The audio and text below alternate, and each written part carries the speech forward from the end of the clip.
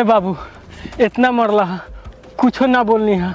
अभी तो बता दई गाँव में हमारे समझियाना कहाँ बा। हम बताई तो हम बताई रे बाहर चोदवा। अरे बाहर चलो तू बता ना। तू कहीं चुतिया तो नानू बनावता रहो ना बाबू तोरा के चुतिया नानू बनावता नहीं। चुतिया बनावे समझियाना जाता नहीं। तू कैसे? कोई प्लास्टिक देखा नहीं हाँ नीचे से फाड़ देले बानी। हाँ समझियाना जाए समझियाना के लोग कहीं मिठाई लिया तो हम लिया नहीं है लेकिन रास्ता में फाट के गिर गया।